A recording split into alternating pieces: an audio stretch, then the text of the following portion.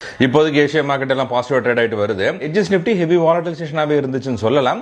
ஏன்னா ஈவெண்ட்ஸ் மேல ஈவெண்ட்ஸா நடந்துகிட்டே வருது அப்படிங்கிறதா உண்மை. அமெரிக்கன் சைனா இடையில மேண்ட்ரிட்ல பேச்சுவார்த்தை நடந்தது. அந்த பேச்சுவார்த்தை சுமூகமாகவும் நல்லபடியாக முடிஞ்சது அப்படின்னு ட்ரம்ப் சொல்லியிருந்தாரு. இதுக்கடுத்து இன்னைக்கு ஃபெட் மீட்டிங் ஆரம்பமாகுது. இன்னிலிருந்து நாளை வரைக்கும் நடக்கக்கூடிய அந்த ஃபெட் மீட்டிங் முடிவில் ரேட் கட் நாளைக்கு அனௌன்ஸ் பண்ற மாதிரி தெரியுது.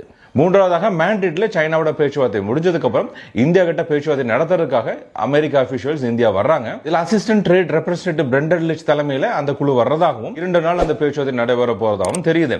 ஏன்னா 50% டாரிஃப் இம்போஸ் பண்ணதுக்கு இதுதான் ஃபர்ஸ்ட் டைம் அவங்க பேச்சுவார்த்தை நடத்துறாங்க. போன மாசம் நடத்த வேண்டிய அந்த பேச்சுவார்த்தை இப்போ இந்த மாசம் அது ஷிஃப்ட் ஆயிருக்கு. பேச்சுவார்த்தை முடிவுல டாரிஃப் ஏதாவது தள்ளுபடி ஆச்சு, ஏதாவது சுமூகமான முன்னேற்றம் ஏற்பட்டுச்சு அப்படின்னா நிஃப்டி அக்ரெசிவா பாசிட்டிவா வாய்ப்பு நிறைய இருக்கு.